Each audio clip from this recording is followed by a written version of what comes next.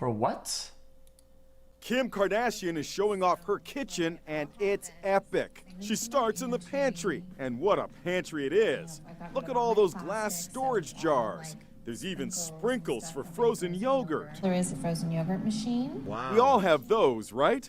She was inspired to give the tour after chat. she posted this photo standing in front of her fridge that sent Twitterverse into a tizzy.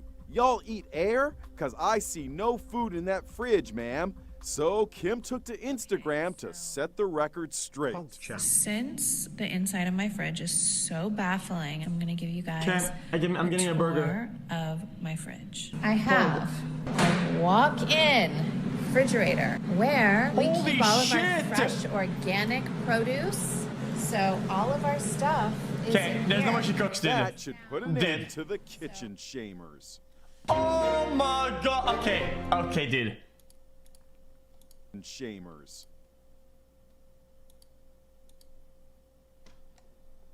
Watch this video, it's funny.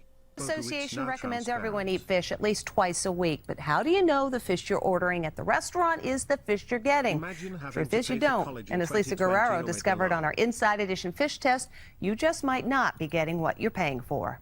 Americans love fish. I love fish. Fish is my favorite meal. When I look at the menu, seafood is like my go-to. It's my first choice. But Inside Edition found you could be the victim of a fish switcheroo. How is it possible for one type of fish to be switched to another type of fish? Alexander Papetis is the executive chef at Kalari Taverna in New York City and says it can easily happen in some restaurants. It's really people just capitalizing on people not really having a full knowledge base about fish.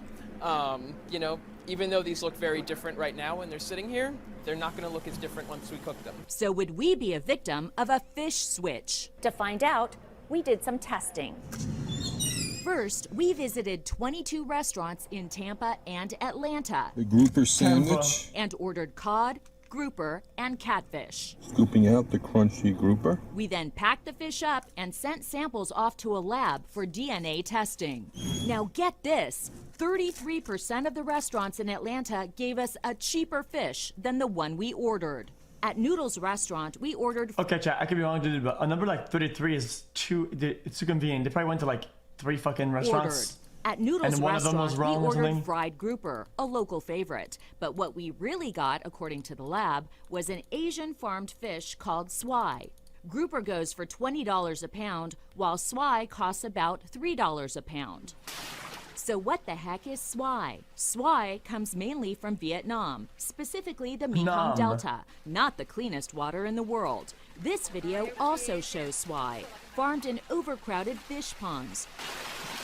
In a statement to Inside Edition, a fish industry spokesman insists the fish are some of the safest seafood you can eat, and it's a healthy, affordable fish, period. We went back to Noodles, the place where we got the cheap swai instead of grouper. We found out that instead of grouper, it was actually a cheaper farmed fish from Asia. How can you explain that? Guess she didn't want to tell me. At Pascal's restaurant, we ordered catfish, but according to the lab, once again, we got swai. How do you think that happened? I have no idea, and I apologize. I have no idea. I have to find out how that happened. At Copeland's, it was the same story. Are you substituting a cheaper fish for your catfish here? Like I said, I can't comment on that. I'll have to get with my marketing department, my general manager. Larry Olmsted, author of Real Food, Fake Food, says food substitutions is a dirty secret in the restaurant industry. Anytime you have a food that consumers can't readily identify with their eye, that you can substitute something cheaper for and get away with it, people are going to do that. All 10 of the restaurants we visited in Tampa gave us the Taiping. Let's see it. Real Food, Fake Food. Get with my marketing department, my general manager. Larry Olmsted, author of Real Food, Fake Food. Holy shit, dude. He's not even trying. Look at this guy. Larry Olmsted, author of Real Food, Fake Food. Olmsted. Guys, he's not even pressing the keys or moving his fingers, dude. Author of Real